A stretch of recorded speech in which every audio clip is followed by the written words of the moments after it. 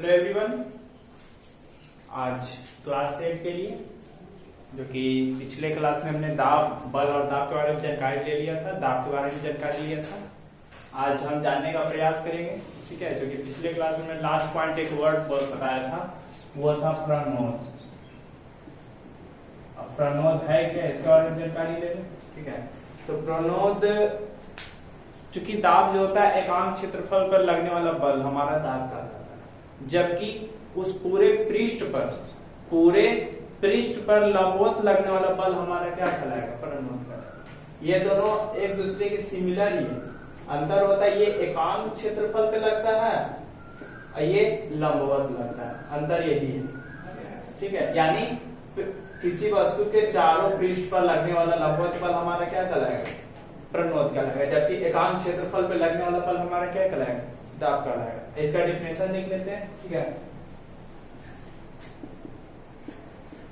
किसी पृष्ठ के पूरे क्षेत्रफल पर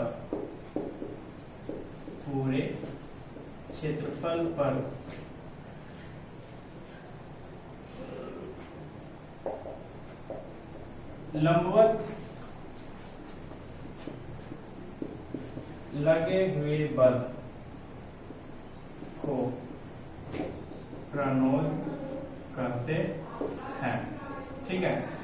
प्रणोद बराबर लिख सकते हैं, प्रणोद बराबर दाब बटा क्षेत्रफल। सॉरी माय फॉल्ट, नहीं दाब बटा क्षेत्रफल, हाँ वैसे भी लिख सकते हैं। दाब बराबर होता है दाब बराबर प्रणोद बटा क्षेत्रफल। प्रणोद बराबर इससे क्या निकल जाएगा, प्रति एकांक क्षेत्रफल में पूरा पृष्ठ क्षेत्रफल लग जाएगा आपका, नहीं आपको प्रणोद कहा जाएगा। ये हो गया आपका प्रणोद। अब दाब का कुछ व्यवहारिक गुण है द्रव के रूप में, क्योंकि पिछले क्लास में हमने द्रव के बारे में भी जानकारी लिया था कि क्या द्रवों में भी दाब की क्रिया होती है, तो हाँ होती है। तो उसके बारे में कुछ 2-3 फैक्ट उसके बारे में जान लेते हैं, आगे बढ़ते हैं।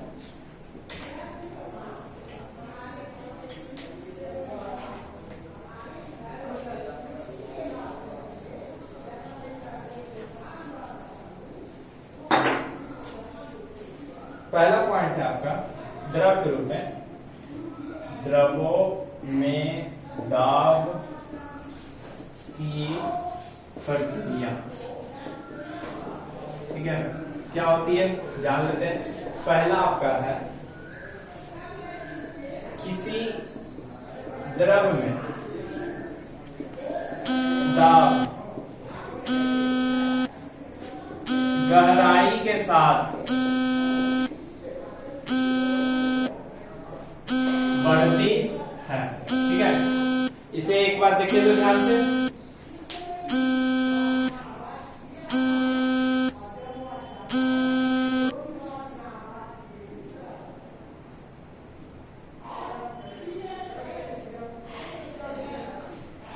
कहने का मतलब हो गया किसी द्रव में दाब गहराई के साथ क्या होती है, बढ़ती है। फॉर एग्जांपल ले लिया जाए, कल ही बताया था, एक बोतल ले लिया जाए, बोतल में अस्तर के रूप में क्या कर दिया, छोटे छोटे छिद्र कर दिए, इसे पानी से क्या कर दिया, फिलअप कर दिए।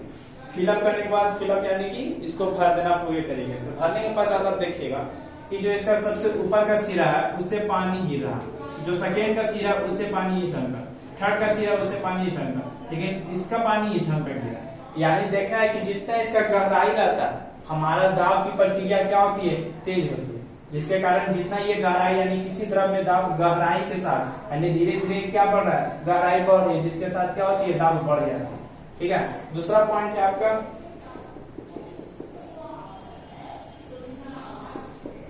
स्थिर द्रव में समान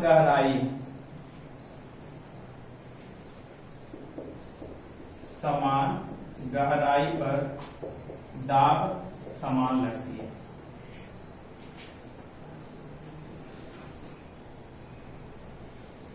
समान सभी दिशाओं में लगती है, सभी दिशाओं में लगती है। फॉर एग्जाम्पल एक बोतल ले लेते हैं, ठीक है, अब बोतल की चारों ओर जो होता है छोटे छोटे छोटे छोटे छिद्र कर देंगे एक जैसा, एक रेंज में इक्वली, ठीक है। उसमें पानी क्या करेंगे, फिलअप करेंगे। फिलअप करने के फलस्वरूप आप देखिएगा कि एक रेंज में जो आपका छोटा छोटा छिद्र किया हुआ है बोतल में, उसी से पानी क्या हो रहा है, प्रवाहित हो रहा है सभी को क्या, समान दिशा में और समान दाब के रूप में क्या हो रहा है, प्रवाहित होता है, फॉर एग्जाम्पल के रूप में। अगला हो गया तीसरा आपका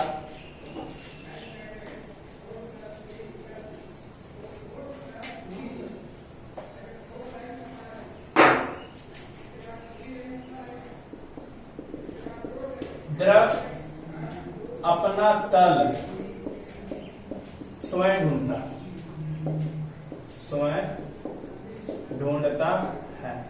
क्योंकि हम लोग पढ़ के आ चुके हैं प्रीवियस क्लासेस में कि द्रव की कोई निश्चित आकृति नहीं होती है, यानी उसे जिस वस्तु में ढाल दिया जाए वह अपना रूप वो उसी रूप में ले लेता है, यानी तल जो होता है स्वयं ले लेता है। जैसे एक ग्लास में इस ढंग का है, एक मिनट इसे देखिएगा तो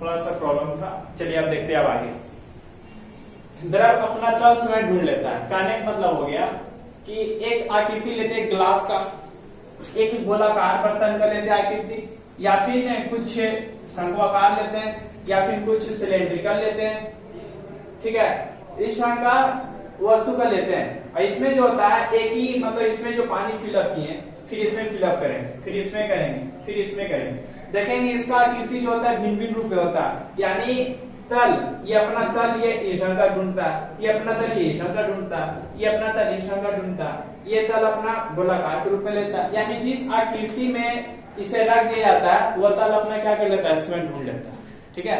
ये हो गया द्रवों में दाब की क्रिया। अब एक पॉइंट और पढ़ना है जो कि हमारे लिए इंपॉर्टेंट काफी है, ठीक है, वायुमंडलीय दाब क्या है, इसके बारे में जानकारी लेते हैं।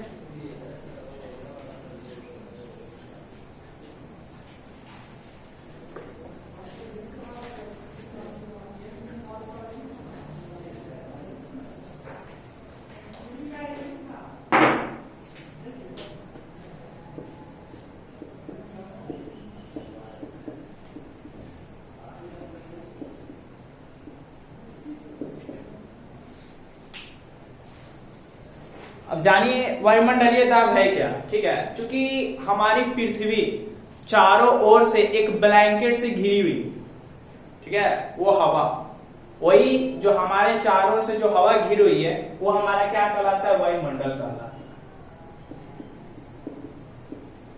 क्या कहलाता है, वायुमंडल। कहने का मतलब हो गया पृथ्वी के हर ओर से ढकने वाली हवा के इस आवरण को वायुमंडल कहते हैं। यानी पृथ्वी के चारों ओर, पृथ्वी के चारों ओर से ढकने वाली ब्लैंकेट, आवरण, किसकी ब्लैंकेट, हवा की आवरण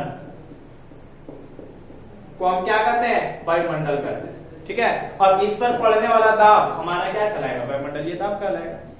सिंपल सा फैक्ट है, पृथ्वी के चारों ओर से ढकने वाली हवा के आवरण को, ब्लैंकेट को हम क्या कहते हैं, वायुमंडल कहते हैं, एटमॉस्फेयर कहते हैं। और इस पर लगने वाला प्रेशर एटमॉस्फेरिक प्रेशर कहलाएगा हमारा, ठीक है। चलिए वायुमंडलीय दाब का डेफिनेशन लिख लेते हैं, क्या होता है।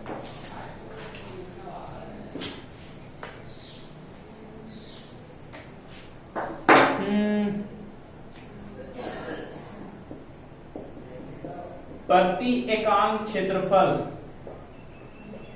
पर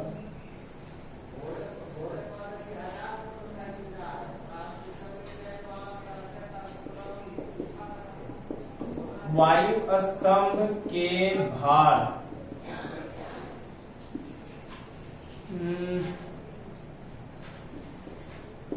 के कारण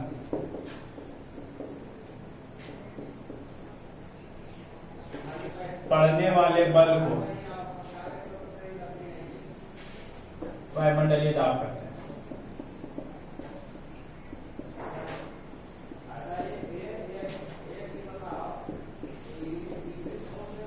यानी प्रति एकांक क्षेत्रफल पर वायु स्तंभ के भार के कारण पड़ने वाले बल को हम क्या कहते हैं, वायुमंडलीय दाब कहते हैं, ठीक है। यानी प्रति एकांक क्षेत्रफल पर जब भी किसी भी हम यूनिट को मापते हैं तो हम क्या लेते हैं, एकांक, यानी यूनिट हमारा क्या होता है, इकाई से शुरू होता है, एक से शुरू होता है। तो वही बोल रहा है प्रति एकांक क्षेत्रफल पर वायु के कारण, वायु के भार का जो हम पर दबाव पड़ता है हमारा, वो क्या कहलाता है, वायुमंडलीय दाब कहलाता है। ठीक है, ये पता होना चाहिए कि पृथ्वी का जो वायुमंडल है, पृथ्वी का, याद रखिएगा जीके का पॉइंट निकलता है, पृथ्वी का वायुमंडल आपका 1000 किलोमीटर, 1 मिनट, मीटर या किलोमीटर, हाँ 1000 किलोमीटर की ऊंचाई तक है, की ऊंचाई तक है। याद रखना है, पूछा जाएगा कि पृथ्वी का वायुमंडल कितने किलोमीटर तक है, तो 1000 किलोमीटर की ऊंचाई तक है। ठीक है, और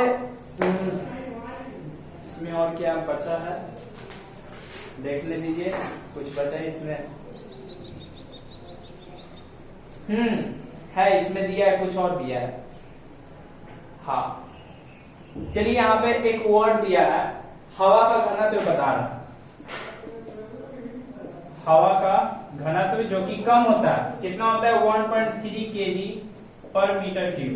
ऐसे पृथ्वी का घनत्व होता है 5.52, ठीक है, 5.52 होता है। यहाँ पे बता रहा है क्या कि यद्यपि हवा का घनत्व बहुत कम होता है किंतु वायुमंडल की ऊंचाई बहुत अधिक होती है, इसलिए वायुमंडलीय दाब हम पर क्या होता है, विशाल मात्रा में लगती है। क्योंकि ऊंचाई वस्तुतः में क्या है, अधिक है, जबकि घनत्व क्या है, वायु का कम है, लेकिन इसका विस्तार होने के कारण, फैलाव होने के कारण हम पर क्या लगता है, दबाव विशाल मात्रा में लगता है। इसका मतलब हो रहा है पृथ्वी की सतह पर वायुमंडलीय दाब लगभग 1 लाख पास्कल, पृथ्वी की सतह पर, पृथ्वी की सतह पर, जिस पर हम लोग निवास करते हैं, जिस पर हम लोग क्या होते हैं, सरफेस पे रहते हैं, पृथ्वी की सतह पर वायुमंडलीय दाब,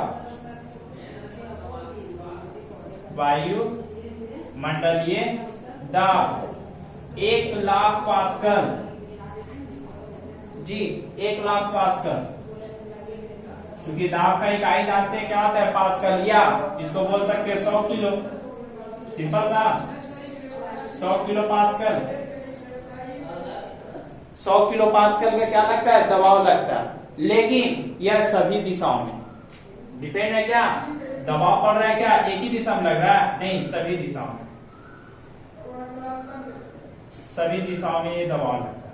ठीक है, तो इससे फैक्ट है वो निकलता है, तो क्वेश्चन इससे निकलता है क्या मनुष्य के शरीर पर भी वायुमंडलीय दाब लगता होगा। जब पृथ्वी के सरफेस पे लग रहा है तो जितने भी लिविंग ऑर्गेनिज्म है सभी पर ये दाब लगता होगा। जी हाँ, बिल्कुल सभी पर ये दाब लगता है, लेकिन इस दबाव का हमें कुछ भी महसूस नहीं होता है। ये दबाव जो होता है काफी मात्रा में हम पर लगता है, करीबन 15 टन, 15 टन करने का मतलब हो गया 15,000 किलो भार का दबाव हम पर लगता है मनुष्य के शरीर पर, लेकिन हम लोग इसका अनुभव नहीं करते। कारण इसके पीछे क्या बताते हैं,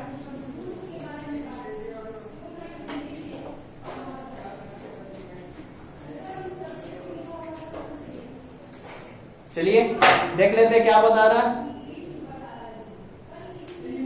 मनुष्य पर लगभग कितना लगता है, 15,000। यदि उसका एरिया 1.5 लिया जाए, ठीक है, उसका एरिया, मनुष्य का एरिया 1.5 लिया जाए तो 15,000 किलो भार हमारा क्या लगता है, वायुमंडलीय दाब लगता है। लेकिन इसका अनुभव हम लोग नहीं कर पाते। कारण क्या है, क्योंकि हवा का दबाव हमारे शरीर पर पड़ रहा है, ठीक है, जिसके कारण, और चूंकि हम लोग जो है श्वसन क्रिया करते हैं, चाहे मुंह के माध्यम से या नाक के माध्यम से, तो जो हम लोग हवा को भी अंदर ग्रहण करते हैं, तो जितना हम लोग हवा का ग्रहण करते हैं वो भी अंदर से उतना ही बल का फोर्स लगाता है ऊपर की ओर, और ऊपर से आने वाला, यानी पढ़े होंगे आप बल में नेट वेट,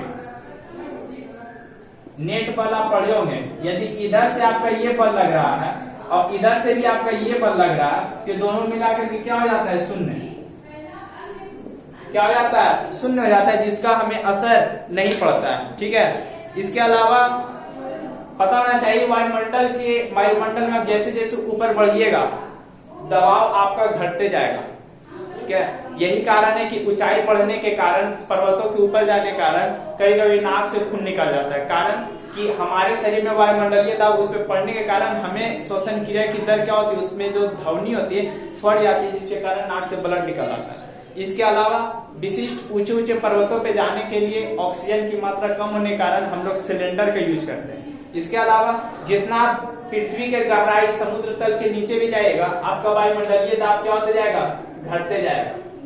ठीक है, जिसके कारण हम लोग जो है एक विशेष प्रकार का गोताखोर का जो है पोशाक होता है और एक सिलेंडर गैस का यूज करता है, जिसमें आपका हीलियम और ऑक्सीजन का मिश्रण होता है। ठीक है, ये पॉइंट हो गया। इसके अलावा एक और छोटा सा एग्जाम्पल बताते हैं। टॉय वाला खिलौना देखे होंगे, जिसके आगे एक पाइप के अनुसार ये ढंग का गोल लगा होता है, जिसके मारने पर क्या होता है, दीवार पे डायरेक्ट क्या होता है, चिपक जाता है। चिपकने के कारण क्या होता है, जो उसका जो गोलाकार आकृति होती है, जहां पे वो पड़ता है वहां से वायु को क्या करता है, रुद्ध कर देता है, जिसके कारण वायुमंडलीय वहां पे दाब लगता है, जिसके कारण वो क्या होता है, चिपक जाता है। यानी यहाँ तक जो है आपका चैप्टर यहाँ पे जाकर समाप्त होता है। ठीक है, इसका आगे तो कुछ है नहीं फिलहाल। आज के लिए इतना ही रहने देते हैं। अगले जो भी आपको नहीं समझ में आया होगा कमेंट में बताइएगा। ठीक है, बाकी अगले क्लास में हम नए चैप्टर पर अध्ययन करेंगे। ठीक।